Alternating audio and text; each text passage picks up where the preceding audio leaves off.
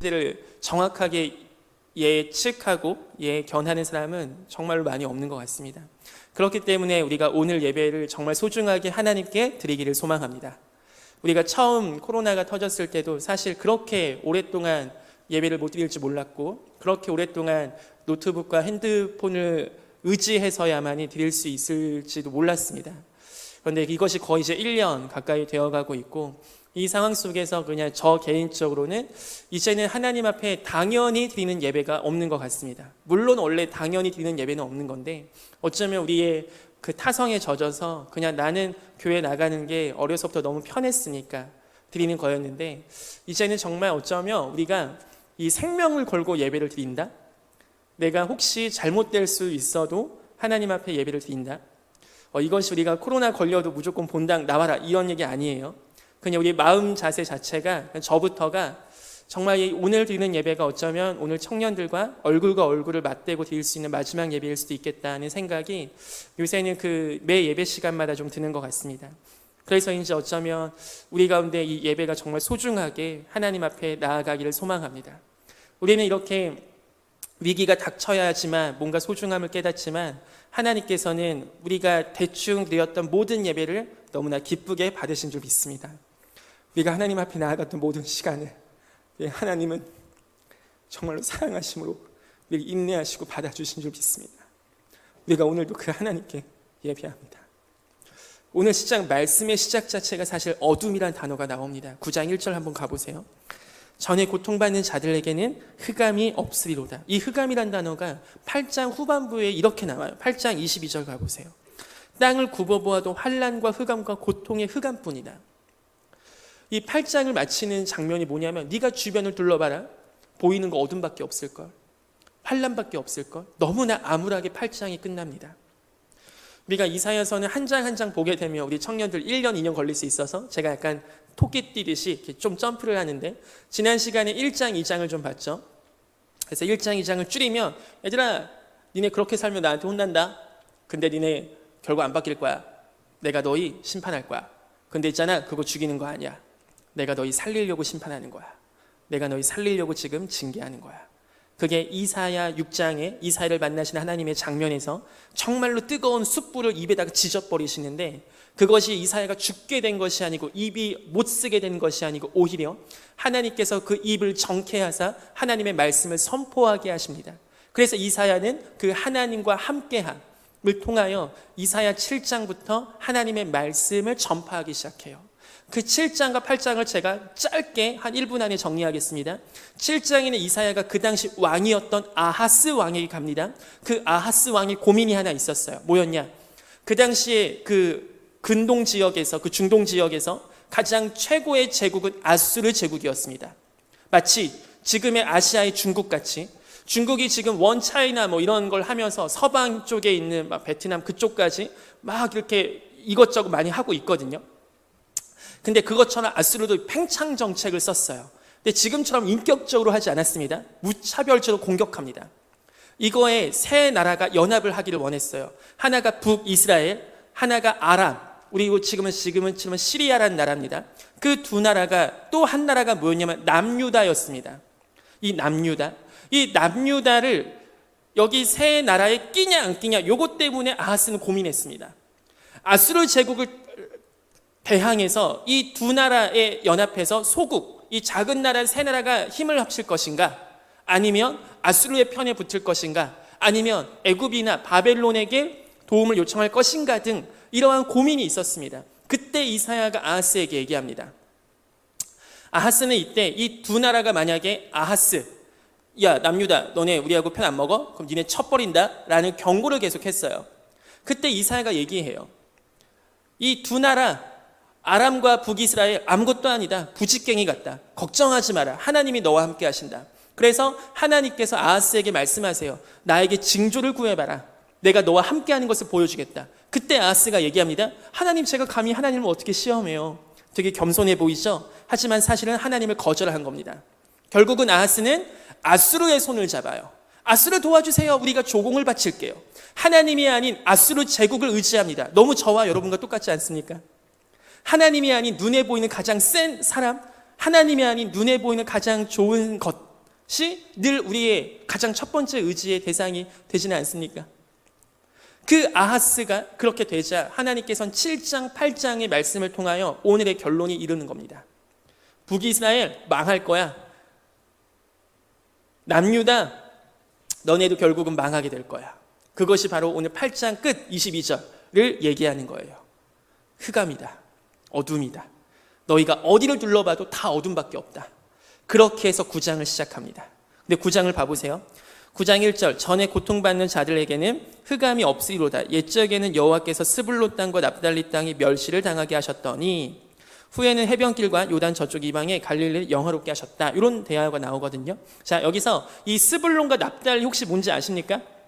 우리 주일학교 선생님들 스불론, 납달리 다 아시는데 마스크 때문에 말 못하는 거죠? 네, 눈으로 다 맞는 것 같아요. 뭐냐면 12지파 중에 어떤 지파냐면 야곱이 12아들이 있었잖아요. 그래서 12지파가 나중에 여호수아 시대 때 땅을 다 분배받거든요. 근데 이 스불론과 납달리는 어느 땅을 분배받냐면 가장 북쪽의 땅을 분배받습니다. 그러니까 가장 북쪽에 갈릴리 호수가 있어요. 그 호수를 따라서 왼쪽, 그러니까 호수 옆을 그 납달리 땅이 분배받고 그 옆을 스불론이 분배받는 거예요. 그러니까 우리로 치면은 저기 함경도 개마고원 있는 그때가 여기 스불론과 납달리입니다. 경계 지역. 자, 그러면은 예전에 만주 때도 우리 조선, 고려 옛날 역사 보면 가장 공격 많이 받는 땅은 사실은 그 땅들이었죠. 가장 위에 있는 경계 지역. 자, 그렇다 스불론과 납달리는 아수르가 쳐들어왔을 때 가장 먼저 공격을 받았겠죠. 네, 시간이 없어서 그냥 제가 대답을 합니다. 가장 먼저 공격을 받았습니다. 그리고 아수르의 정책은 혼합 정책이었어요. 민족의식을 없애버리려고 했어요. 조선 놔두니까 뭐야, 얘네 계속 독립운동하네? 안 되겠다. 야, 저기 몽골에 니네 와. 야, 필리핀에 니네 들어와. 야, 니네 어디야, 태국 애들도 와. 해서 일본이 만약에 혼합 정책을 써버렸다고 생각하시면 돼요. 다문화 정책을 그때부터 썼다고 생각하시면 됩니다. 민족의식을 없애버리려고 민족과 민족을 섞어버리는 혼합 정책을 계속 썼습니다. 그러니까 이 갈릴리, 갈릴리는 지역이고 그 지파는 납달리와 스불론이었는데 이쪽 지역은 가장 먼저 이방인화되었던, 가장 먼저 혼합되어서 가장 먼저 무시받았던, 저기는 더러워진 땅이야, 저기는 이방인의 땅이야, 저기는 부정한 땅이야 라고 했던 땅이 바로 납달리와 스불론입니다. 이사야는 유다 왕국, 이 왕족들을 위해서 메시지를 많이 선포했거든요. 유다 왕국, 유다 예루살렘 남쪽에서 지금 저 위에 북쪽에 스불론과 납달리 이야기를 듣는 거예요. 이미 거기는 벗어난 땅입니다. 마치 여러분들 북한의 함경도에서 어떤 기근 났다, 지진 났다 이러면 마음에 뭐가 있으세요? 이미 분열된 지 오래기 때문에 특히 우리 세대는 이미 한참 됐기 때문에 그거에 대해 어쩌면 뉴스도 안 보셨을 수도 있어요. 서울에서 지진이 났다와 저기 함경도 개마고원 지진 났다, 체감이 다르시잖아요. 그런 상황이거든요. 근데 이사야가 9장의 희망의 메시지를 어디서부터 시작합니까? 가장 먼저 더러워지고 가장 먼저 흑암에 빠졌던, 가장 먼저 어두워졌던 납달리와 스불론에서부터 시작합니다. 근데 이 말씀은 예수님도 하셨어요. 한번 찾아볼까요? 마태복음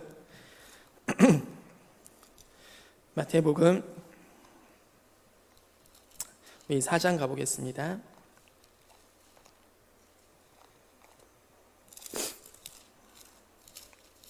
마태복음 4장 14절에서 15절 제가 읽을게요. 마태복음 4장 14, 15절입니다.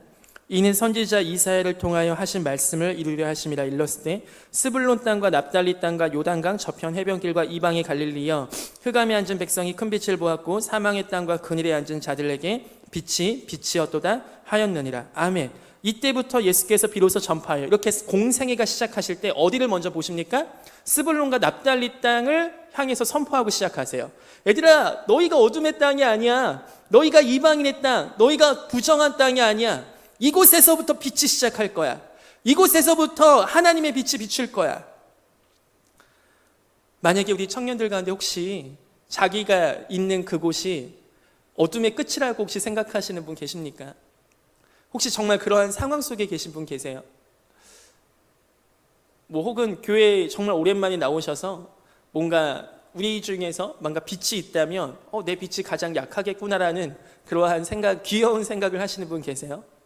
그럼 오늘 이 시간 예수님께서 찾아가셔서 스불론과 납달리 땅을 위로하신 것처럼 우리를 위로하시는 은혜가 있기를 소망합니다. 그 스불론과 납달리 땅이 바로 예수 그리스도가 주로 사역하셨던 갈릴리 땅입니다. 그리고 12 제자의 대부분이 이 갈릴리 출신입니다. 베드로, 요한, 야고보, 안드레 등. 이렇게 예수님께서는 전혀 역사의 중심 축에서는 벗어나 있던, 가장 먼저 혼합되고 가장 먼저 더러워졌고 가장 먼저 부정케 되었던 그 스불론과 납달리 땅을 회복해 하시면서 빛을 선포하시면서 시작합니다.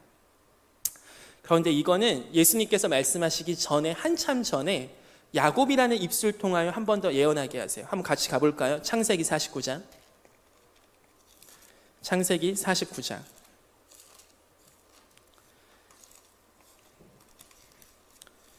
창세기 49장. 납달리라는 이름을 기억하세요. 일단 창세기 49장 21절 제가 읽겠습니다. 납달리는 노인 암사슴이라 아름다운 수리를 바라는도다. 이것은 야곱이 죽기 전에 12 아들을 놓고서 예언을 한 거거든요. 이 12 아들은 나중에 12지파의 그 수장들이기 때문에 그 한 명만을 놓고 예언한 게 아니고 그 지파, 그 땅, 그 이후의 세대까지 다 예언한 겁니다. 그래서 유다에게는 너에게서 왕이 날 것이구나 라는 예언을 했었어요. 근데 오늘 납달리에게 뭐라고 하냐면 너는 노인 암사슴이구나 라는 얘기예요. 여기서 노인 암사슴은 뭐냐면 사냥의 올무에서 벗어난 것 같은, 죽음의 틀에서 벗어난 것 같은 그 노인 암사슴입니다. 얼마나 기쁘겠습니까? 그게 오늘 납달리래요. 흑암에 갇혀 있었던, 그 어둠에 갇혀 있었던, 그 죽음의 틀에 갇혀 있었던 암사슴이 놓인 것처럼 납달리가 놓이게 될 것이라는 겁니다. 이것이 너무나 저와 여러분의 모습 아닙니까? 죄와 사망의 그 어둠에서, 흑암의 권세에서 우리를 하나님의 사랑의 아들의 나라로 옮기셨습니다. 아멘. 그 죄와 사망에서부터 우리를 놓이게 하셨어요. 그래서 자유케 하신 겁니다. 그 사랑으로 우리가 마치 노인 암사슴과 같이 뛰면서 예배를 하는 거고, 그 사랑으로 그 노인 암사슴과 같이 찬양을 하는 거고, 노인 암사슴처럼 하나님을 사랑하는 거죠. 이게 야곱의 입술 통하여 이미 납달리 땅을 지목하면서, 납달리 지파를 지목하면서 얘기하기 시작하세요. 하나님의 말씀은 너무 신기하지 않습니까? 그냥 이거는 애야 내가 널 사랑해 이렇게 한 게 아니에요.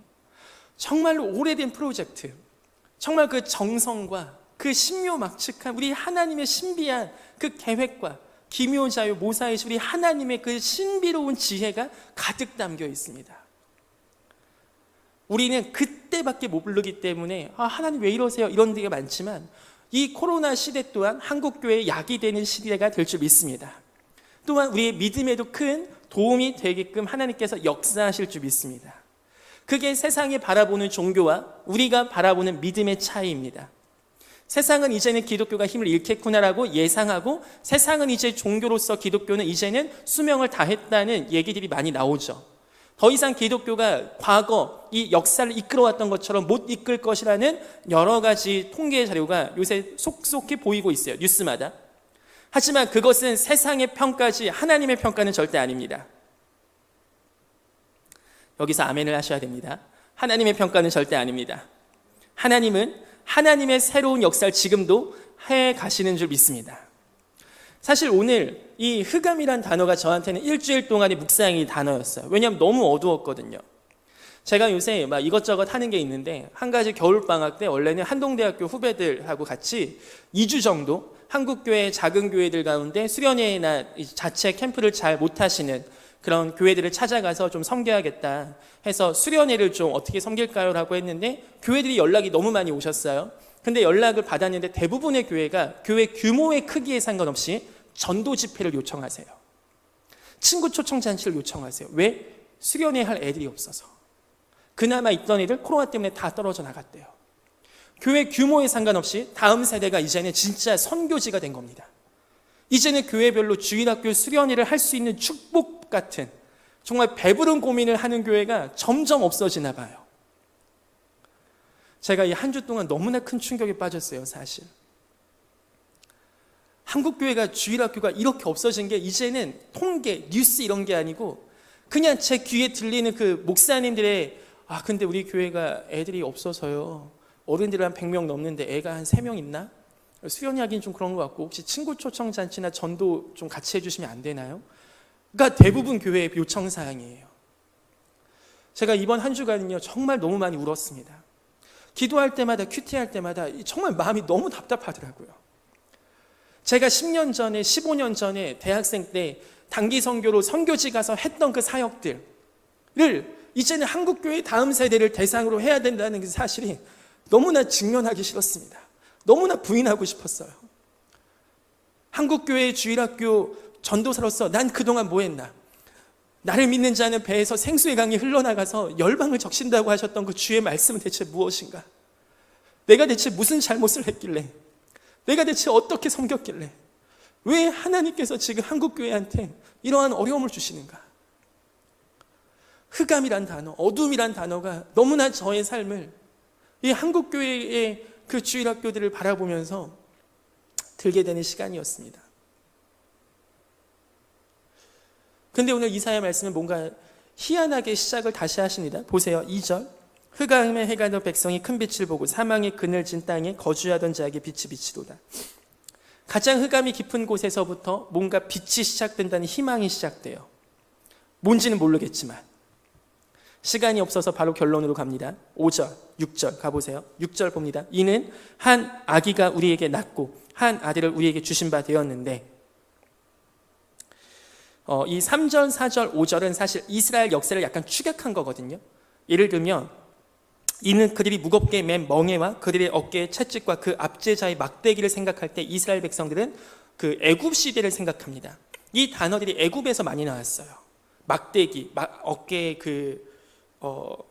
멍에와 어깨의 채찍, 이게 애굽에서 종된 백성 생활을 했을 때 많이 나오는 단어가 이 단어들이고, 그 다음 주께서 꺾으셨죠. 그리고 미디안의 날과 같이, 이건 우리 기드온 얘기 아시죠? 기드온이 쳐부셨던 그 하나님의 강권적인 역사하심으로 300명으로 다 쳐부셨던 곳이 바로 미디안이거든요. 그러니까 사사시대에도 하나님의 도우심을 이들이 기억하고 있는 겁니다. 그러니까 이 3절, 4절, 5절은 그 약간 이스라엘 역사를 약간 축약해서 이렇게 지키신 하나님께서 6절 한 아기를 우리에게 주셨다는 겁니다. 흑암에 뭔가 빛이 시작되겠죠. 흑암을 다 없앨 수 있는 뭔가 엄청난 대규모 프로젝트가 시작되는데 너무나 어울리지 않는 단어가 등장합니다. 한 아기입니다. 이게 사실은 약간은 맞지 않는 말일 수 있어요. 예를 들어 대한민국의 지금 부동산 정책 어떻게 할 거야? 대통령, 장관, 어떻게 할 거야? 이런 상황 속에 한 아기가 태어났습니다. 한 아기가 뭘 할 수 있습니까? 가장 낮고 가장 약한 그 아기가 무엇을 할 수 있겠냐고요. 근데 이 성경 기자 이사야가 이상한 말을 또 선포해요. 보세요. 그의 어깨에는 정사를 메었고 그의 이름은 기묘자라 모사라 전능하신 하나님이라. 그 아기를 보고 뭐라고 얘기하냐면 하나님이라 얘기합니다. 그 아기를 하나님이라 얘기해요. 우리야 교리학교 수업 때나 가끔 설교 들을 때 삼위일체 하나님 들었으니까 망정이지, 이 당시 유대인의 사고 속에는 어떻게 한 아기가 하나님이 될 수 있습니까? 라는 얘기를 할 수밖에 없어요. 그런데 이사야는 그걸 본 거예요. 한 아기가 태어나는데 그 한 아기를 주시는데 한 아들이 나올 건데 그가 바로 하나님이시구나. 그가 바로 하나님이시구나. 그 하나님이 인간의 모습을 입고 이 땅에 오시는구나. 아기의 모습으로 오시는구나. 그래서 7절, 죄송합니다. 전능하신 하나님이라 영존하시는 아버지라. 아기가 바로 성부 하나님, 성자 하나님. 이사야는 바로 이걸 본 겁니다. 그래서 바리새인 유대인들은 이 개념이 아직도 이해가 안 돼서 예수님께 여쭤보죠. 우리 한번 잠깐 찾아볼까요? 마태복음 22장 41절부터 46절까지거든요. 이게 바리새인들이 이 예수님께서 갑자기 자기 나이 많다고 막 하고 이것저것 얘기하시니까 당신 뭔데? 막 이랬을 때 예수님께서 반문하시는 거예요. 들어보세요.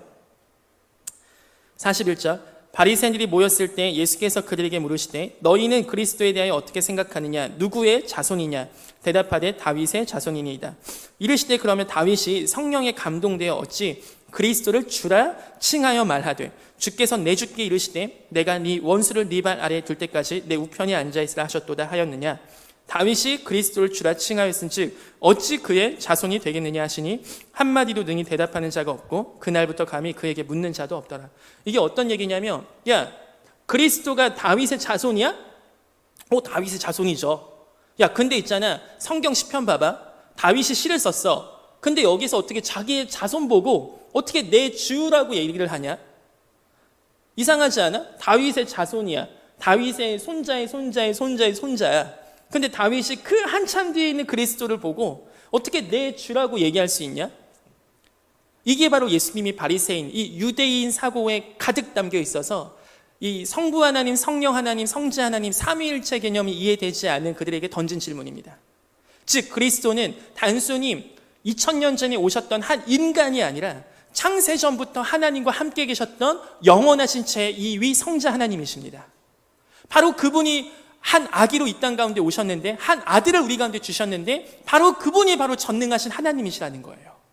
인간적 사고에서는 A는 B여야 되고 B는 C여야 되고 이러한 수학적 사고에서는 이해되지 않습니다.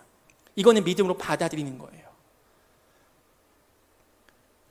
아마 이 자리에는 이것을 받아들인 청년들도 있을 수 있고 아직 아닌 청년들도 있을 수 있지만 이것을 사실 사람의 힘으로는 제가 볼 때는 할 수 없는 거라고 생각해요. 왜냐하면 저 또한 이것이 머리로 이해되기 전에 하나님 앞에 믿음으로 받아들였을 때 다시 한번 이해가 되었기 때문입니다.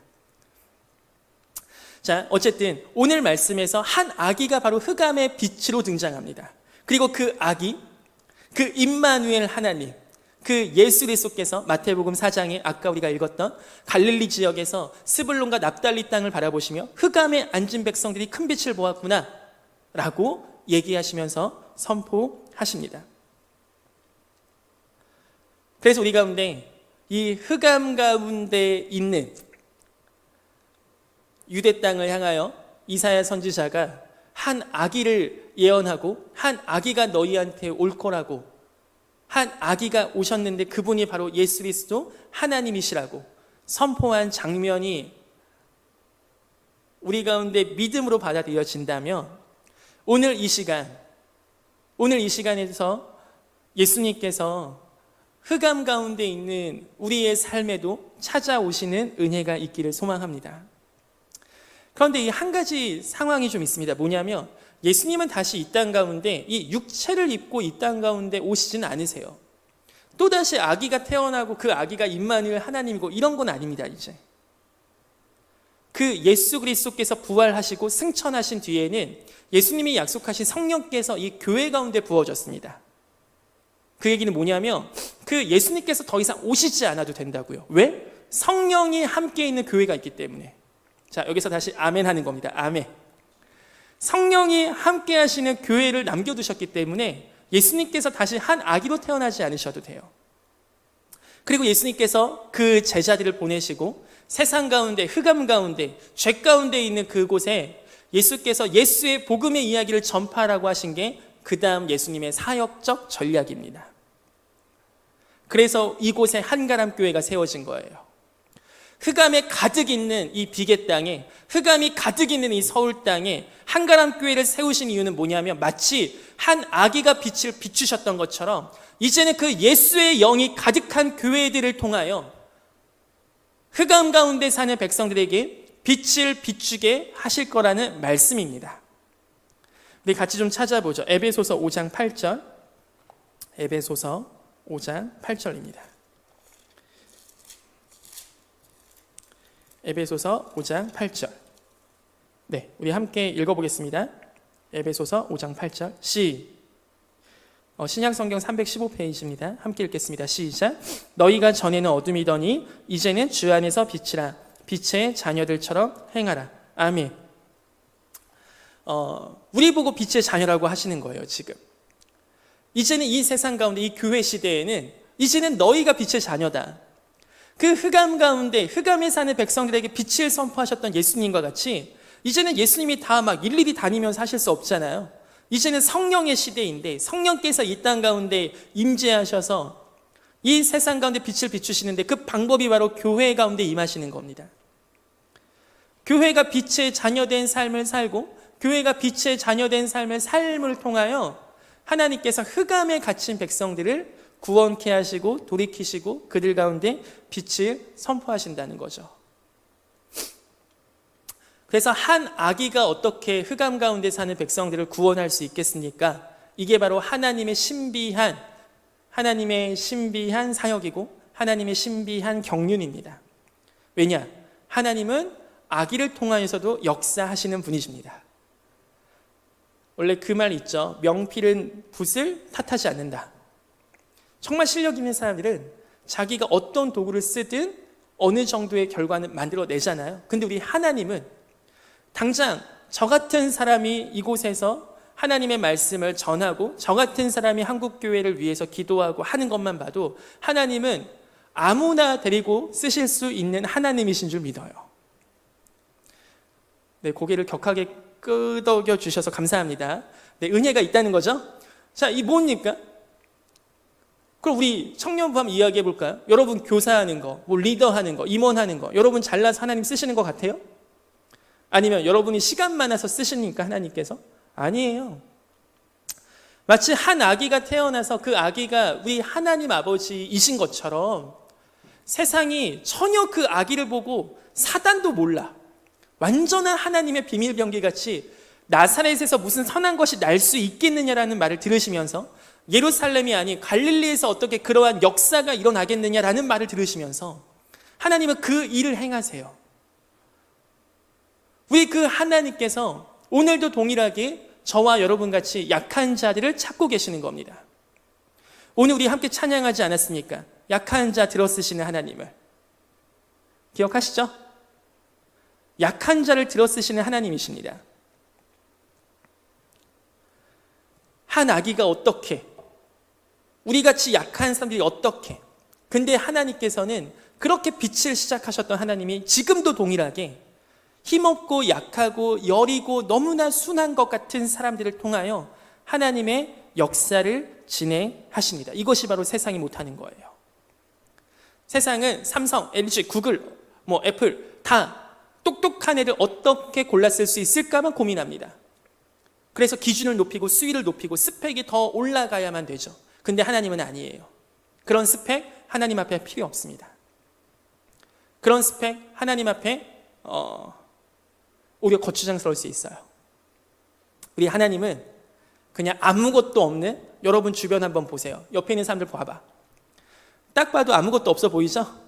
네, 제가 알기에 우리 한가람 청년들 중에 엄청 잘 나가는 청년은 없습니다. 그게 우리의 은혜예요. 그게 우리의 빛이라고요. 그게 우리의 소망이에요. 우리가 자랑할 게 없다고요. 그래서 하나님이 우리같이 나사렛에서 무슨 선한 것이 날 수 있겠느냐, 이 흑석동 비계에서 무슨 선한 것이 날 수 있겠느냐, 물론 여기 사지 않은 청년들도 있겠지만 이런 곳에서 하나님께서는 하나님의 일을 행하십니다. 그리고 흑암 가운데 사는 백성들 가운데 빛을 선포하게 하시고 빛의 자녀로서 살게 하십니다. 우리가 오늘 총회가 있습니다. 보니까 우리 임원, 보니까 우리 한가람 청년부에서는 두 가지가 재밌어요. 하나는 일단 후보를 사퇴할 수가 없어. 후보 사퇴하면 교회 떠나야 돼. 보니까 굉장히 강한 구조거든요. 근데 이거에 대해 쿠데타를 일으키지 않아. 다들 착해. 그냥 그렇구나, 어떡하지, 나 내년에 공부해야 되는데 뽑히면 해야 되나, 대충 이런 마음이 다 있는 것 같아. 두 번째는 뭐냐면 다들 임원하면 불쌍하게 생각해. 너가 해? 어떡하냐. 언니가 해? 어떡하냐. 여러분, 청년부 임원하는 거 불쌍하다 생각하세요? 주일학교 교사하는 거 불쌍하다 생각하세요? 그런 분은 당장 그만두세요. 그건 하나님 욕보이는 겁니다.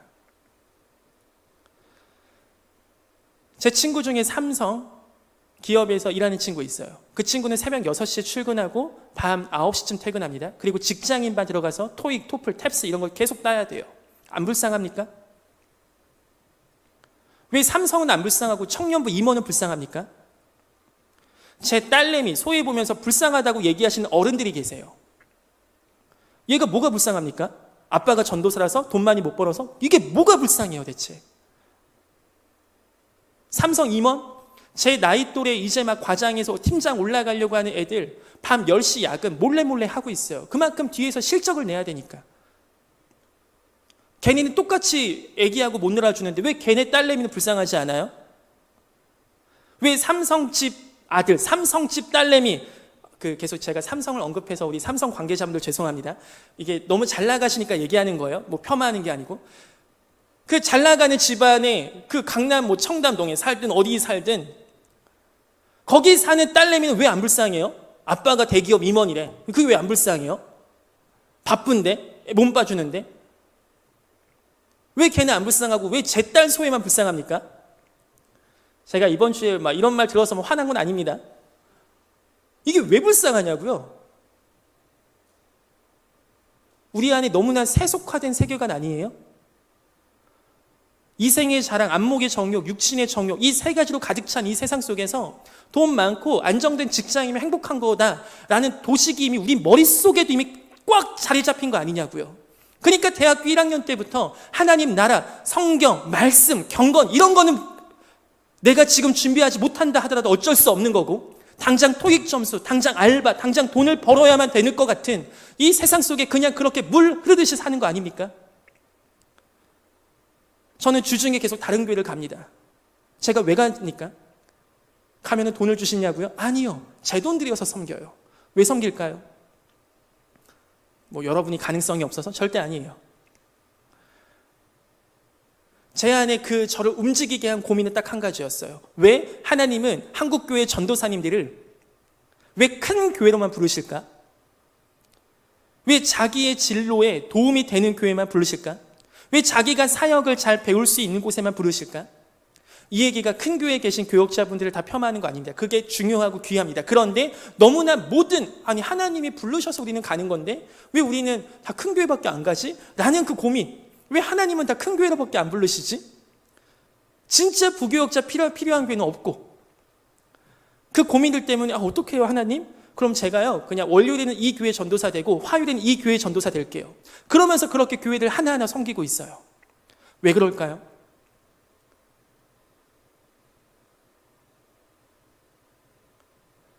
제가 그렇게 바쁘게 살고 그렇게 사역하고 하는 거 누군가 저한테 와서 그거 안 아까워? 너 그거 안 불쌍해? 이런 말 들으면요 사실 마음속에서 화가 막 올라와요. 이게 어떻게 불쌍해요? 이렇게 행복한 삶이?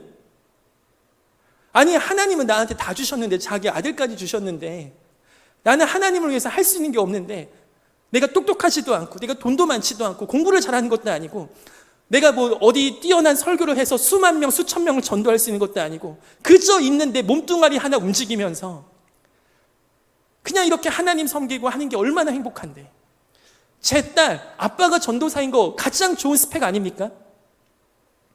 다들 동의 안 하시죠?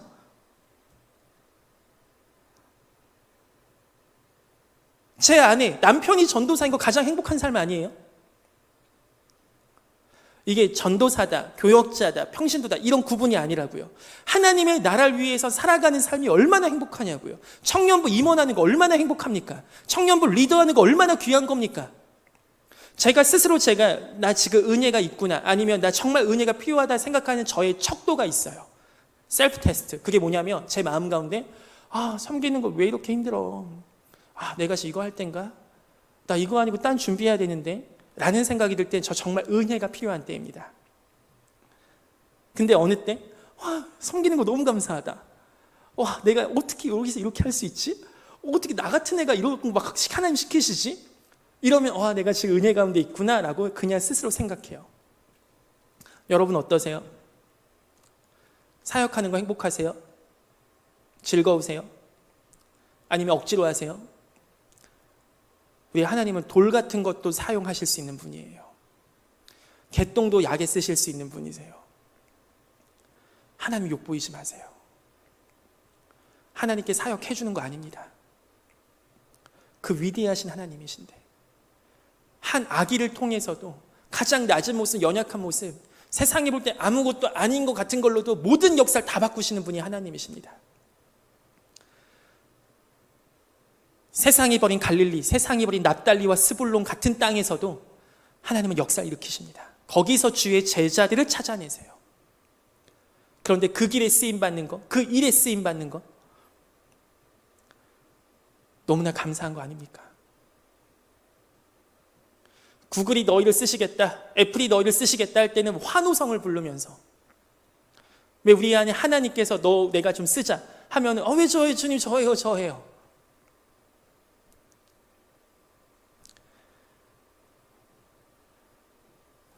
우리가 정말 그리스도 안에서 하나님의 비밀 병기들이 되기를 소망합니다.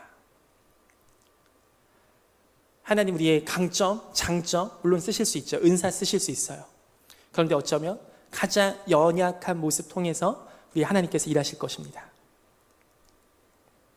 제가 얘기했죠. 우리 아내가 저하고 원래 저를 엄청 싫어했는데 결혼을 허락해주고 저하고 연애를 시작해준 그 계기가 뭐냐면, 제가 지하철에서 졸고 있을 때 이렇게 침 흘리면서 입이 툭 튀어나왔는데 그동안에 저희 외모 컴플렉스 입이 툭 튀어나와서 아무에게도 옆모습을 잘 안 보여주려고 했던 그 모습을 저희 아내가 보고 쟤 귀엽게 생겼다 하고서 사귄다고 했던 거 말했죠. 하나님은 약점을 통해서 일하시는 분인 줄 믿습니다. 아멘. 우리가 숨기고 싶었던 거, 그런 거 하나님 다 사용할 수 있으세요. 왜냐하면 하나님은 하나님이시니까.